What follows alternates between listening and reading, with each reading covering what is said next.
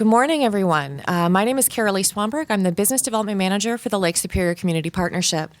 As an organization serving the business community, one of the LSCP's goals is to make the connections that matter. With that, we felt it was our role to facilitate an educational opportunity surrounding this massive legislation that impacts the large majority of our membership and UP businesses in general. To accomplish this, we engaged professionals with expertise in three major segments: employee benefit law, insurance carrier providers, and insurance and risk advisors. First to present this morning is Joanna Novak. Joanna is an attorney and shareholder in Foster Swift, Collins, and Smith Healthcare Practice Group. Foster Swift is a Michigan-based law firm with expertise in many areas and offices throughout the state. Joanna practiced specifically in the area of healthcare, health insurance, and employee health benefits and is located in the Marquette office. Next is George Canan of Blue Cross Blue Shield of Michigan. George is a process improvement senior analyst for Western Michigan and the Upper Peninsula and is based out of the Grand Rapids office, but does spend quite a bit of time in the UP.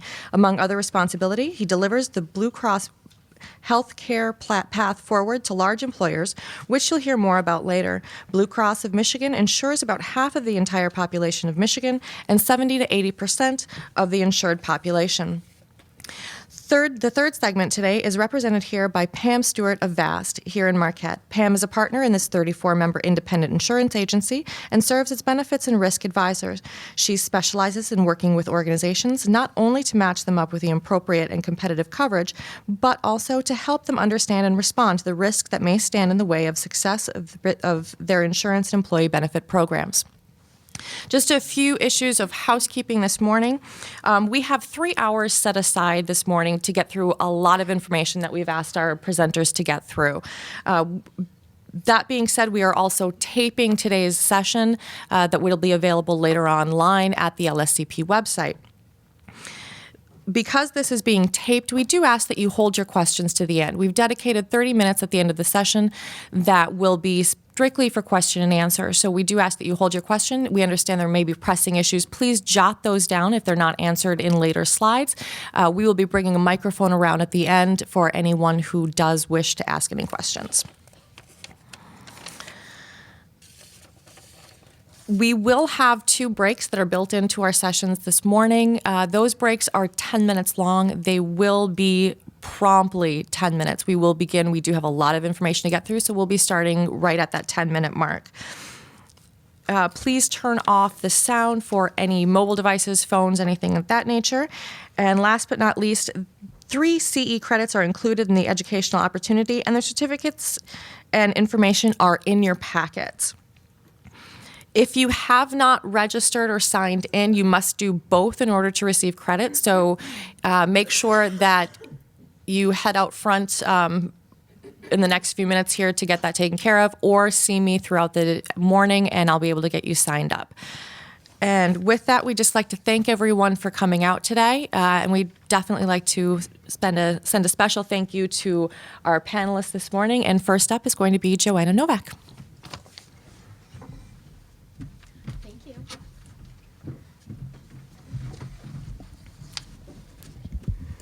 Well, thank you all so much for coming. I know that this is a topic, the Affordable Care Act, that's been receiving a lot of attention. It was signed by President Obama on March 23rd of 2010. Within 7 minutes of it being signed, the first lawsuit was filed challenging whether or not it was constitutional. And so if you've been following the law or following the news, you know that there have been many lawsuits filed. The last time I checked, there had been at least 30 federal lawsuits filed challenging either all of the act or part of the act. None have really been successful. There have also been attempts by our legislature to repeal all or parts of the act. Those have largely been unsuccessful. And so here we are almost 3 years since the date that the act was signed, and we're still trying to learn about it. The big picture still hasn't been revealed to us, even to those of us who've been following this for almost 3 years. And so we keep learning more and more information. And in fact, over the Christmas break, more regulations were released that impact the portion that I'll speak on later today. It was a very unfortunate Christmas gift for me because it really changed a lot of what we thought was going to happen. But so this is perfect timing for an event like this, so you can all receive the latest and greatest information. I just wanted to quickly run through provisions that are either just effective in the Act or are about to be effective.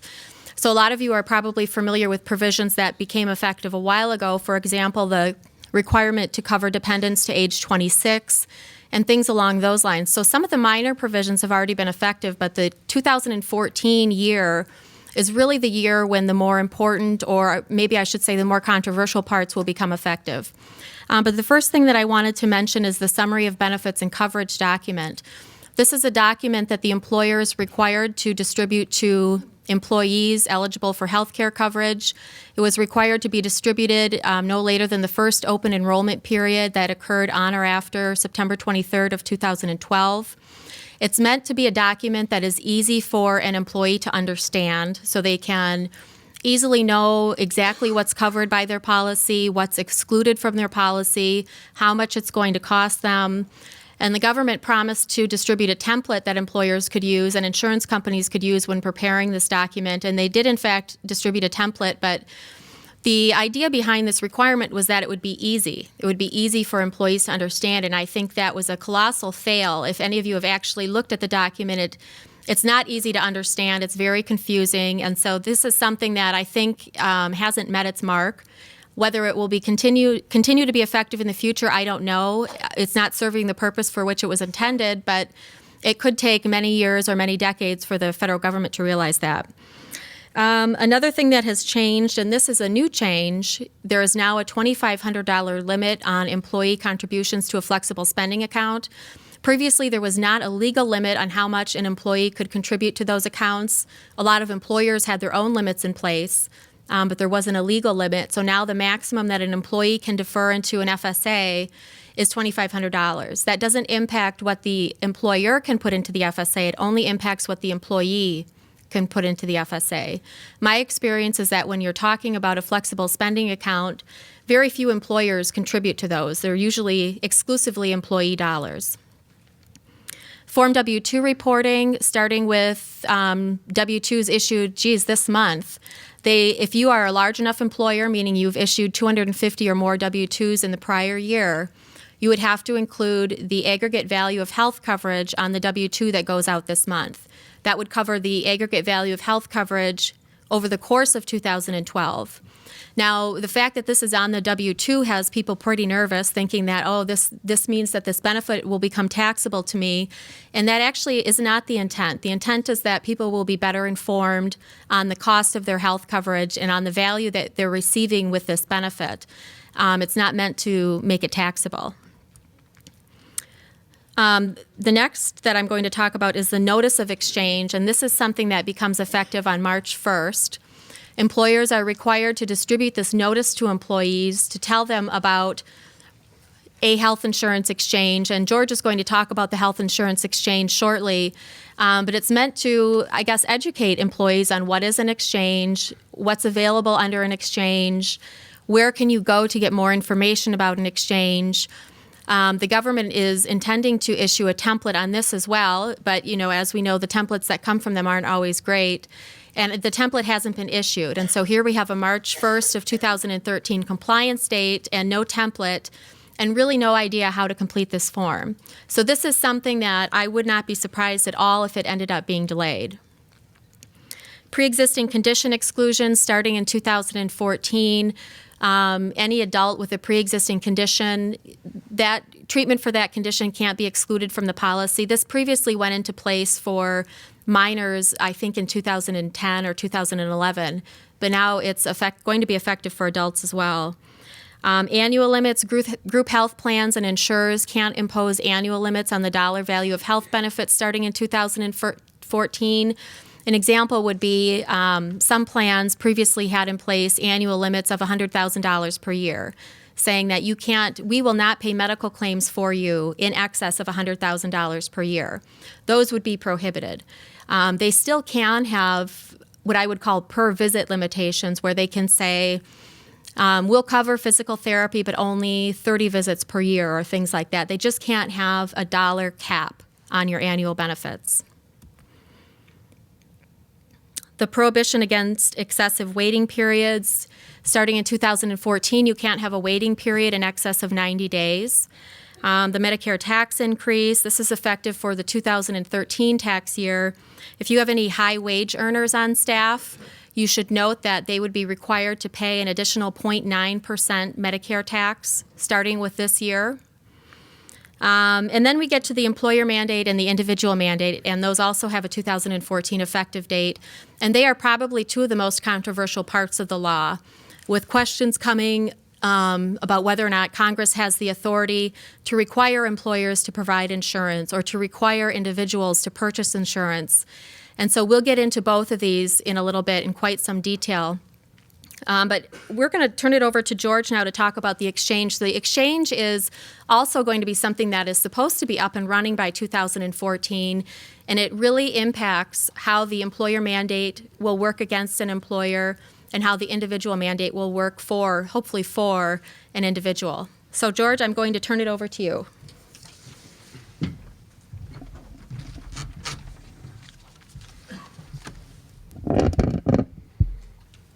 Thank you, Joanna, and thank all of you for your time this morning and appreciate your attendance. Though I am here on behalf of Blue Cross and Blue Shield of Michigan, much of the information that I will cover today does have value irregardless of who your insurance carrier is. One of the most significant parts of the ACA legislation is the establishment of what are referred to as healthcare exchanges. Individuals and decision makers who are very comfortable with online service will likely have the easiest time adjusting to the exchange and perhaps feel right at home doing business on the exchange as they do today with many other parts of their lives. Both the individual exchange and the group exchange will be distinct. However, they will have a seamless, integrated appearance. Michigan is expected to have a federal partnership exchange when we go up in 2014. To make it easier to understand and to compare plans, all new plans on the exchange will have to conform to what are being called metal tiers. Those tiers are the bronze, silver, gold, and platinum, and we'll talk about those tiers in more detail in just a moment.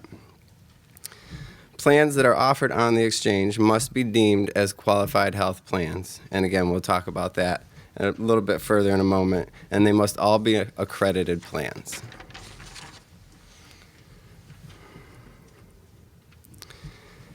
This is a snapshot of what the actual federal government's homepage is showing as an example of an exchange.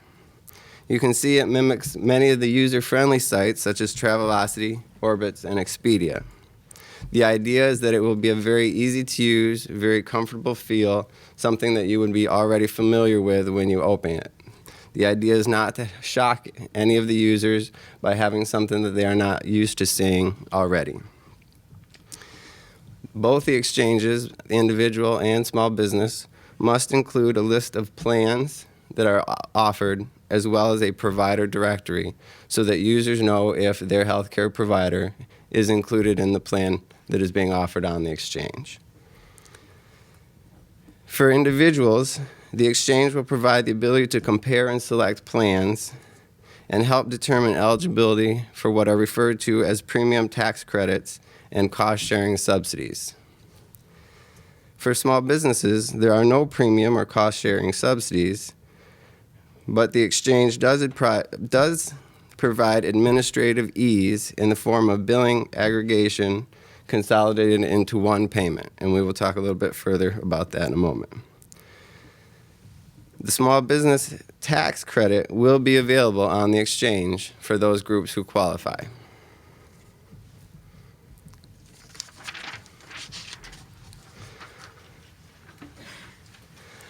On the exchange, all insurers must offer essential health benefits. These benefits have been defined so far in 10 categories, but there are still clarifications coming from the government as what is deemed as essential health benefits. But most of them have been defined. Blue Cross as an organization has added these benefits along the way as the government has issued them out. And we are ensuring any plan that we offer, both on or off the exchange, will meet the requirements for the minimum essential benefits. Again, all products on the exchange must conform to the metal tiers, and I'll show you a slide of those in just a moment. All insurers who have plans on the exchange must offer at least 1 silver and 1 gold. So if you're an insurer going on the exchange, you cannot just go up with the lowest plan, which is the bronze plan, to say that you can get on the exchange. You must be willing to offer at least 1 silver and 1 gold. You can offer one in all categories, but again, that is the minimum, 1 silver and 1 gold. On the exchange, there'll be restricted rating factors. We'll no longer be able to do medical underwriting. Those factors will be limited to age, tobacco use, geography, and family status. The fifth one is basically, again, saying that we would not be able to medically underwrite or apply pre-existing conditions. There must be price parity between products sold on and off the exchange. So an insurer, regardless of whether it's Blue Cross or another insurer, who offers a product on the exchange cannot charge more for that product if an employer group purchases it off the exchange. There must be a minimum network available for members, and there has to be an approval and qualification process for the plans and prices. For the state exchange, once it goes live, it must offer a toll-free call center, a website with comparison tools, and a personalized calculator that will show individuals if they are eligible for a subsidy and what the cost of their coverage will be. On the small group side, the shop, as it is referred to, is the exchange, and it must send a single bill to the employer for any coverages purchased on the exchange, regardless if it is multiple carriers. There must be a special enrollment period for those who meet certain criteria, such as birth of a new dependent, marriage, so on and so forth. Currently, the dates for the individual exchange enrollment is set to start October 1st of this year, and then it will continue through February 28th of 2014. That's considered the initial enrollment period. Now again, it will be open to any individual as they become eligible for individual coverage. For the shop, or the small business exchange, enrollment is set to begin currently October 1st. However, the exchanges have not been built and they have not been launched. So at this point, there is some question as to whether we would be able to meet not only in Michigan, but across the country an October 1st date. As that information becomes more available, certainly that would be communicated out by the government and I'm sure in the local media. So as you've heard me refer to it, there are what's now called the tier system, or the metal tiers. And basically the concept of these tiers is each tier is based off of the actual value of which the tier or the coverage would pay. So as you'll see, a bronze tier basically states that 60% of actual value, and I'll talk about what that exactly means.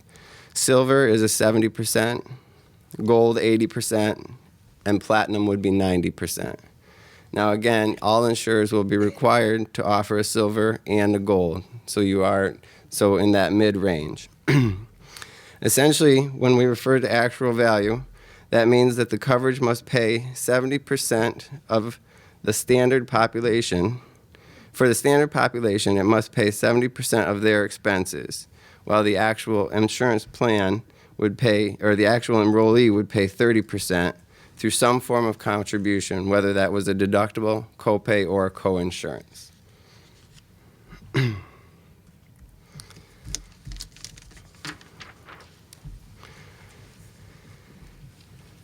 Individuals must carry coverage or pay a penalty based on the decision upheld by the Supreme Court in June of last year. There's been quite a bit of focus around the penalty, but very little conversation about the financial assistance that individuals will be offered on the exchange. Individuals will be able to use tax credits to pay for a portion of the plan premium for those that are income eligible. It is important to note that employer policies around their own health care benefits that they offer could impact whether or not an individual is eligible for a subsidy credit. Subsidies are only available to individuals if they purchase their insurance through the exchange.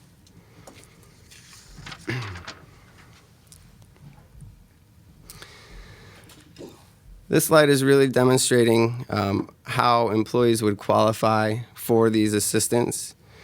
Essentially, to determine eligibility, an individual must be a citizen or legal immigrant. They must purchase their coverage through the individual exchange, and they must have an income level between 100 and 400% of the federal poverty. They cannot have access to employer coverage that offers at least a minimum of 60% actual value or be charged more than 9.5% of their household income. Also, they cannot be eligible for Medicare or Medicaid.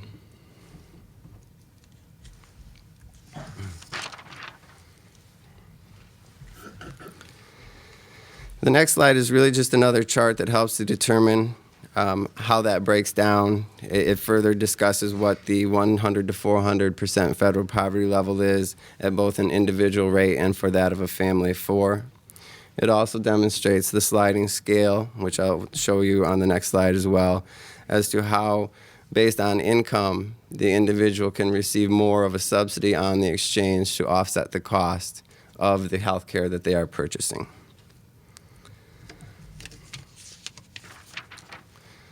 Again, that is referred to as the premium tax credit. Essentially what you would do is you take, and it's compared at the silver level plan, or that 70% actual value. You would have the cost of the silver plan less the maximum percent of income that the consumer can pay based upon their actual earnings. So at 150% above poverty level, an individual cannot pay more than 4% of their total income on healthcare premiums. So essentially what that's saying is anything above 4% of their actual income at that 150%, the government will subsidize the cost of that healthcare at the silver level. And as the income increases, obviously the amount of the income contribution or the premium contribution increases as well. So once we hit the 400%, it becomes 9.5%, which is the standard rule for anyone on their affordability piece, is 9.5% of the income.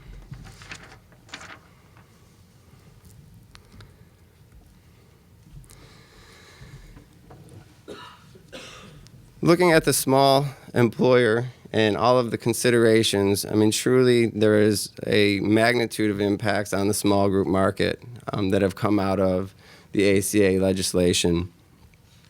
One, the mere definition of a small group has been changed from what we are used to in the past. As I've referred to, what is called the SHOP will become the Small Business Exchange that will become available. Small business tax credit was actually retroed back to 2010, and we'll talk about that in a moment. There are some clarifications around the plan year versus benefit year versus renewal date. There are rating factor changes and also plan design changes, obviously to conform to those metal tiers that will be available on the exchange.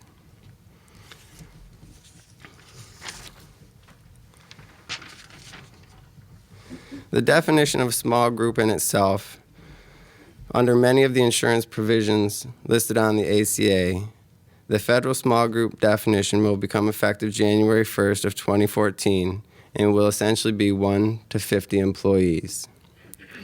This definition will include both full-time and part-time employees, unlike in prior years. It is important to note that the variations in the government's definition of small group can change by the provision of the ACA. Employer penalties in the form of excise tax are not imposed on small group employers with fewer than 50 employees who decide not to offer coverage. And Joanna will talk a lot more detail about that later on.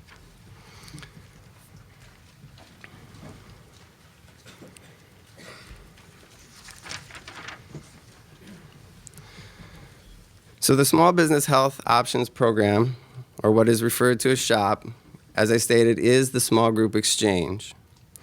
The exchange is designed to help small business owners buy health insurance for their employees. Open enrollment, as I stated, is currently set to begin October 1st of this year for effective dates of January 1st of 2014. There will again be an open enrollment period available through the year to allow for groups to adjust for plan year. The exchange will offer groups the ability to have several options to choose from. They can either select a single plan with a single carrier, or they can pick from a range of plans that are offered on the exchange. Medicare Advantage and Medicare complementary plans will not be available on the exchange.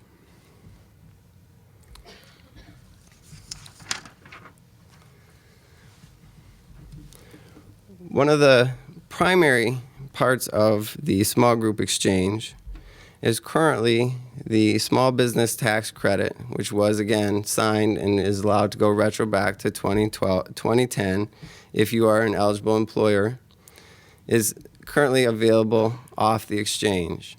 Once the exchange opens, the small business tax credit will only be available on the exchange, and it will only be available to employers for 2 consecutive years once they take the plan from the exchange. It does not take into account if you have the exchange, if you are using the credit now or have retroed back to 2010, you will still be eligible for the 2 years once you enroll on the exchange. In order to be eligible for the small business tax credit, the group must have 25 or fewer employees. For optimum reimbursement on the tax credit, 10 or fewer employees is really the baseline. Once you exceed 10 employees, there is a shift in or reduction in the amount of the credit. Both small for-profit businesses as well as small not-for-profit organizations are eligible for the small business tax credit. For years of 2010 through 2013, the credit is up to 35% of the actual employer's cost of the health care coverage. Once the exchange opens and the credit moves to the exchange, it is increased to 50% or up to 50% of the employer's cost. Again, it is required that you would get the insurance through the exchange. And as I stated, it is only good for 2 consecutive years once the insurance is purchased on the exchange and the credit is applied for.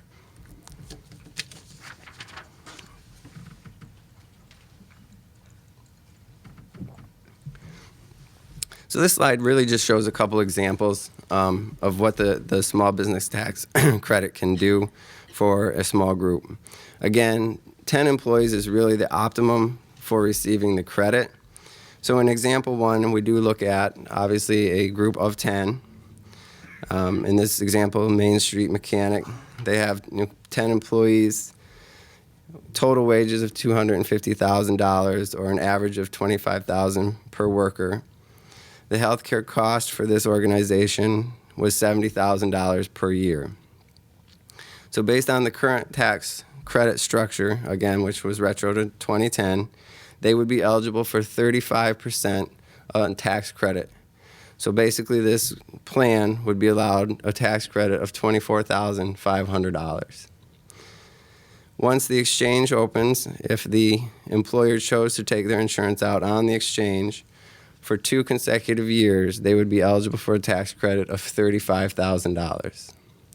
Now it is important to note, because this is a retro tax credit, if in fact you have not filed for the tax credit and you do so after the fact, it does adjust your deduction for the insurance that you have taken out. So for example, if in 2010 you did a line item deduction for healthcare cost of $100,000 and you now go back and apply the credit and receive $35,000 as a credit, you would then have to adjust your actual line item cost to the remaining $65,000. You do not get to deduct the full $100,000 and receive the credit.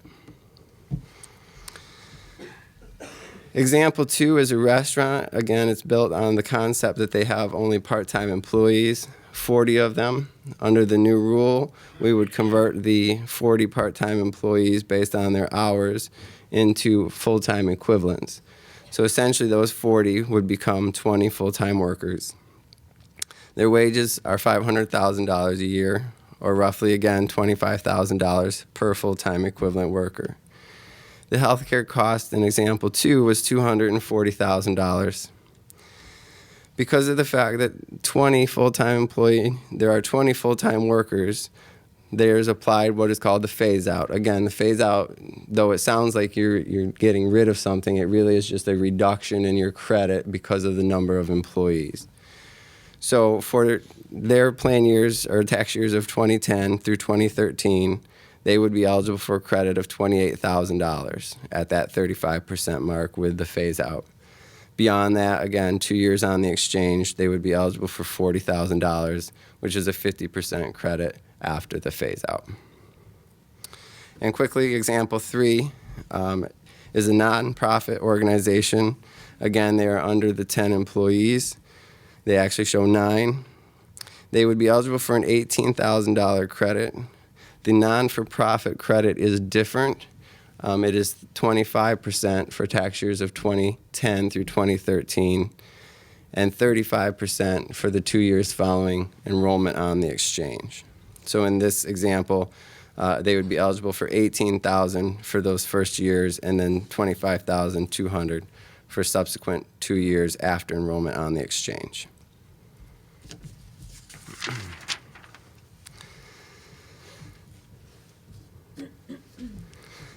Again, healthcare reform will shift definitions and decision timing. Plan year versus renewal year. Reform provisions most often are effective on a plan year basis, while most business decisions and rating changes occur on renewal basis. The complex and flexible plan designs versus simplified and standard plan designs will state that all plans must offer the essential health coverage. Again, Blue Cross Blue Shield has already added those coverages as they have been clarified, and we will continue to do so as that changes. The fact that we are now within actual value requirements will limit the ability to be very flexible in the future. You will see a very standardized plan specifically on the exchange. You will not be able to customize the benefits that are out there. It will come with a split deductible copay and or standardized drug card. It will not be as interchangeable as it is today. Again, there are rating changes. And that Blue Cross does expect that some migration from the current small group membership will move to the individual exchange between the years of 2014 and 2017 as more groups do move to the exchange or eliminate healthcare coverage. So this slide really is full of information. So I want to go through particularly what we're really looking at for 2014 and the fact that these are all of the major impacts. You can see the under 50 groups, which is what we deem a small group, have all of the impacts starting in 2014. Their maximum deductible limits are set at $2,000, $4,000. The maximum out-of-pocket cost will be set at $6,250 and $12,500. Again, the actual value tiers and the metal tiers will be applied. Minimum essential benefits we are already currently doing, but again, it becomes an actual mandate in 2014. Another big piece is that all copays for essential health benefits must roll into the out-of-pocket max. And then the rating changes also take effect, in which only rating can be used by age, tobacco use, geography, and family size. Now, states can adopt stricter rules, but currently the idea is to conform with those that are outlined in the ACA.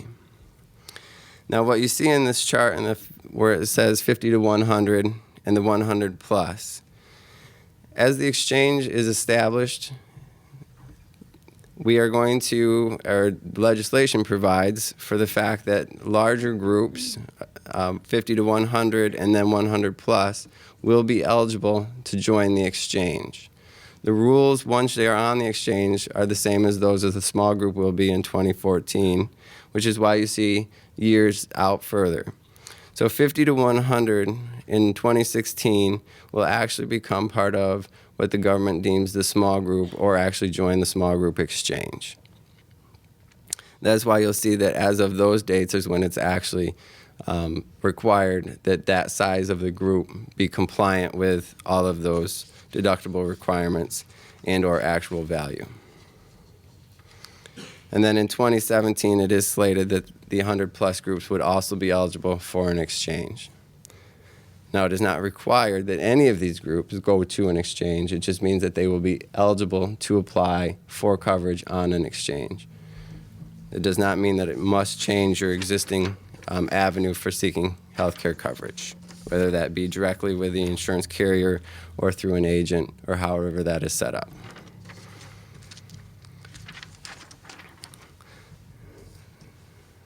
So with all of that being said, Blue Cross's strategy when it comes to the small group market is really to design new products that minimize variation to make it easier, one, to rate, and two, for the consumer to understand.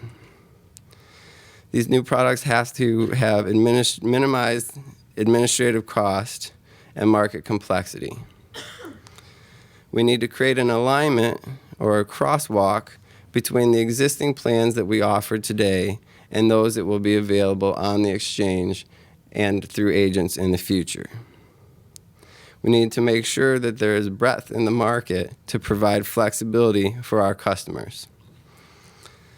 Also, it is important that Blue Cross introduce new wellness and network products that will enable customers to maintain their benefits at a lower price.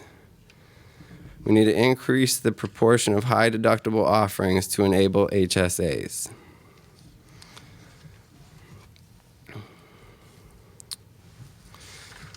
This next slide really shows, for those of you who have Blue Cross coverage, based upon if you have a Community Blue or a Simply Blue or an HSA, HRA plan, where that would fall in the metal tier system. Again, some of these products currently are in line with the metal tier system. Of course, they will have to be renamed and changed once they go to the exchange, but some of our product offerings are out there.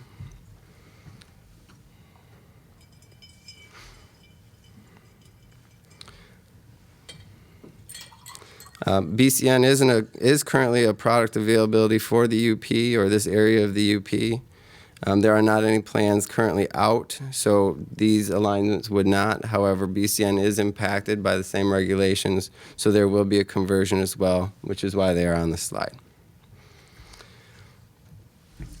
So the last part that I'm going to talk about before I turn it over to Pam to really kind of roll in what all this means and what avenues you can take is the taxes.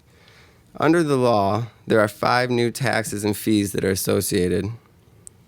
One will not apply to most groups, which is the Cadillac tax. The other 4, in some way, shape, will be rolled in to the group or impact the group market. The first is the comparative effective research tax. This fee begins at $1 per covered life, not per policy, and then increases to $2 for fiscal years of 2014 to 2019. There's also what is referred to as a market share tax, which actually has recently been renamed, but that tax is levied against the actual insurer, and it is based to be proportional to the share of the national market that that insurer has. The reinsurance fee is a limited fee. Is set to run 3 years, and the idea behind the fee is to subsidize the individual market. The exchange user fee, which will also begin on January of 2014 when the exchange opens, will be used to make this exchange self-sustainable by January of 2015. And then the Cadillac tax, which will be assessed in 2018, will be on those plans that have a rich benefit that exceed what would be deemed as the usual benefit for the plan. And there are specific rules, as you can see, that the employer's share cannot exceed $10,200 for a single individual plan or $27,500 for a family plan. And again, that's the employer's share. This last slide really just kind of talks about, based on the arrows, those fees or taxes that were just discussed and when they either continue or stop. So again, some of them are short term, some of them will continue.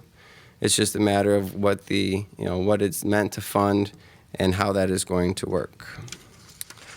So with that, I will turn the podium over to Pam.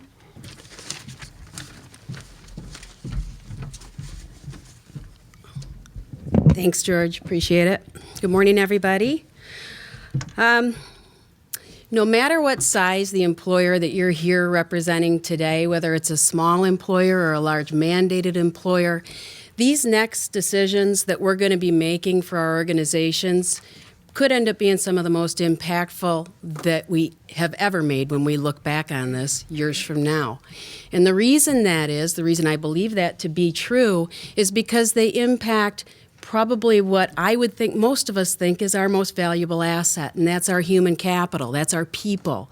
These are decisions that are going to impact their health, their body, their mind, their financial health. And so they're weighty decisions, and they're charged emotionally, so potentially impactful. Impactful how? Good, bad, and to whom?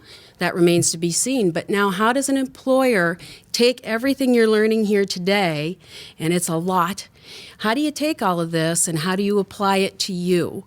What do you need to know? How are you going to navigate it? Do I make a decision now, or is the best decision for my organization no decision at all at this point? Status quo. Who knows? That remains to be seen, but you're going to need to be able to navigate all this, and you have to truly understand it. I completely understand as an employer myself what you're all going through. I get it. These are weighty decisions. It's not for the faint of heart. And I'll tell you what else it isn't. It isn't for the uninformed and the misinformed. You got to have clarity in the act. You need to understand it. You need to understand what it's going to take for it to be successful. That's probably the most important piece of information that you can take from this. If some of these formulas are incorrect, if some of the numbers are wrong, then the end result means changes, right? Changes to all of us. So you have to understand this before you make your decisions. The short lead time that we all have right now, all of us, that we have to make these decisions primarily is coming from a lack of detailed guidance from our government. As we've gone through, as Joanna said, the last few years, it's come to us in bits and pieces, and we've dealt with it at that time. But this short lead time, that's what's making this even more difficult for us all to understand, and it's going to give our decisions potentially a high probability of a very long tail. In other words, there could be ramifications and implications from the decisions we're making today we didn't intend, and we have to carry them for a long time. So we need to be paying attention. Another challenge that we have as business owners and leaders is the lack of historical data. This is all brand new to all of us. There's no history to refer to. We all make our decisions in our organizations based on where we've been so that we can figure out where we are now, change what we need to, and head to the future. We have no history, none of us. So that puts us at a distinct disadvantage. The majority of small employers, and this is crucial for you to understand right now, in this country, in this state, and in this room, do not understand reform, and they're not prepared.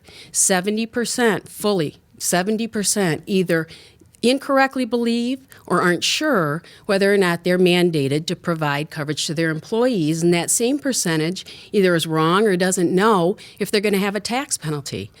Clearly, as a country, we've been waiting this out. We waited out the Supreme Court. We waited out the November elections. It's here. It's time to get in the weeds, and that's why this next hour with Joanna is we're getting in the weeds, folks, but we have to understand it. Whether we're a small employer or a large employer, if you're small and you're not worried about what's happening with the large employer, that's a mistake. You need to make sure that you understand what they're dealing with. because this is going to end up coming back to all of us in terms of cost. It's time to truly understand it and have clarity on it. And like I said before, if you don't know exactly what it needs to sustain itself, you've heard the word sustainable. Is it sustainable? You've heard this for the last 3 years. If you don't know those things, how are you ever going to be able to make these decisions? You have to be able to think critically. If I'm an employer right now, and I'm a small employer, and I'm weighing out my decisions, and right now I offer coverage or I'm considering offering coverage to my employees and continuing that, what do I need to be thinking about? I need to think about what my plan design looks like, obviously. Like George said, we're going to need to know, am I compliant? What do I have in place? What do I need to change? What's the cost component to that change? Am I going to end up with a plan that's actually better than it was before at less cost? Maybe. Doubtful. You could. Let's see. You're going to have to see what those cost components are. Do I need to be able to change some of my contribution strategies? Should I be looking at that? Where am I going to purchase my coverage? George said you're going to have the ability, potentially, on 1/1 to go into the shop. If you are an under 25 employer, certainly you're going to want to pay attention to that. As he said, there's tax reasons to do so. You're going to want to pay attention. You're going to want to know what those numbers are. You may want to continue to purchase, as he said, directly from the carrier the way you always have. There are going to be options to look at there. In Michigan, as of this morning, as of the state of the state last night, I hadn't heard anything different. We still don't know for sure if there's going to be a Medicaid expansion. It's likely. I believe the governor does support it, would like to see it. I know the carriers think that's going to happen. At least that's what I'm hearing them say. If we have a Medicaid expansion to 138% of poverty level, which, by the way, is $15,400 for an individual, or about $32,000 for a family of 4, that gives you your mark, then I, as an employer, probably should take a look at who I've got, what they're being paid, who's going to become eligible for Medicaid, who could be moving off of my plan, and what that cost differential is. How's that going to impact the cost for my organization? If I'm an employer that's considering discontinuing coverage, I'm not going to offer coverage at all. I'm a small employer. I'm not mandated to. I want to know what that looks like. Well, where and how are my people going to be able to find their coverage? As George said, there's going to be an exchange available, in theory, on January 1st of 2014. That's likely to happen. Not so much for the shop, we'll see. But what will that look like? What is it going to cost them? Will it be affordable for them? Could be. Don't know. Since it's an all or nothing decision for my organization, am I and my management team prepared to do those same things as my employees are going to do now? We're going to have to do that. Will my employees make good decisions for themselves and their families? We hope so. That's their choice. If they choose not to buy coverage for themselves, what happens when they get sick? What happens to them? What happens if their spouse gets sick? What happens to me? What happens to me if they can't come to work and now I have to deal with that? Will my organization maintain a high level of productivity? Will we be able to incent healthy behavior? Have I thought about those things? Will they even continue to work for me? They might. They might not. Might they find it burdensome to go out and have to find their own affordable coverage in a landscape we don't know what it looks like? Maybe. Might not want to make that decision right away. In SITS, according to studies, 68% of my competitors are not planning on dropping their coverage. Might they decide to go see one of them? And when I talk about competitors, guys, I'm not talking about your industry. I'm not talking about your customers. I'm talking about everybody sitting right next to you. We're all competing for the best and the brightest, the greatest aptitude, attitude, and skill level, and work ethic. Those are the people we want. We'll train whatever they don't have. Obviously, if it's doctor, that's a little different. But that's the issue. You're competing with everybody else, okay? Can I survive losing a percentage of my best and brightest? Can I survive losing one of my best and brightest? If that position is the most meaningful, critical position, I better be prepared. And if I can't retain them, how do I attract them? Where are their replacements going to come from? I better have had a plan for that. Should I gross them up? Should I increase their payroll in exchange for removing the benefit? And if I do that, am I going to make sure I'm compliant? How do I do that? Am I sure I'm not discriminate? And what are my tax ramifications if I choose to do that? I better know. assuming they don't qualify for Medicaid, assuming the expansion happens, let me kind of take you down the path here. You're going to want to know what the experience might be for your employees if they do have to go out on the exchange. What might that look like? George had talked about the rating rules. The rating rules for carriers are going to be based on 4 things, he told you: age, region, plan design, and tobacco use. No gender, no health status. Those are gone. But that age component, he didn't tell you, is a critical component to this whole thing, and you need to know that.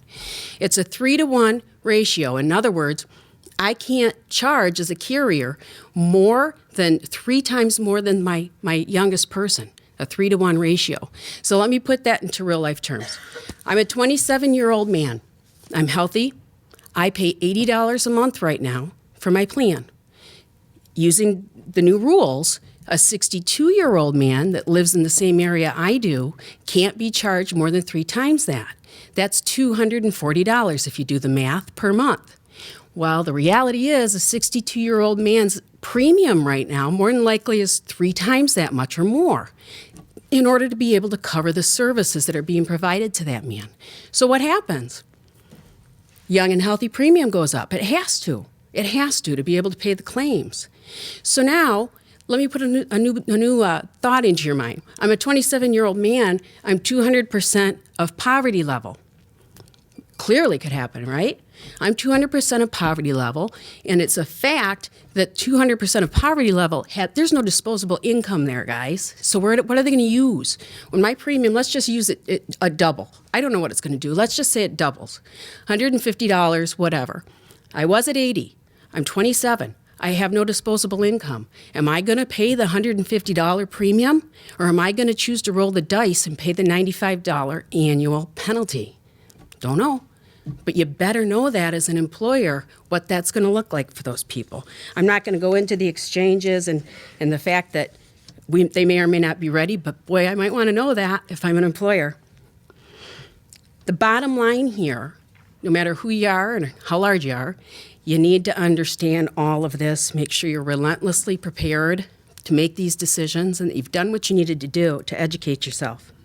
In the next segment, Joanna's going to get in those weeds. And like I said before, it gets pretty dry. There's a lot there, but we've got to understand what our brethren's going through, no matter what size. You need to know what they are up against and where things could sort of go wrong in this legislation. George and I are going to come back up then. We're going to break. George and I are going to come back up then after she's done, and again, try to help you to put this into some sort of a sensible order so that you can understand what you need to be thinking about. So we're going to take 10 minutes, so if you could come back right away at, let's just say 5 after 10, and we'll start again. Thank you.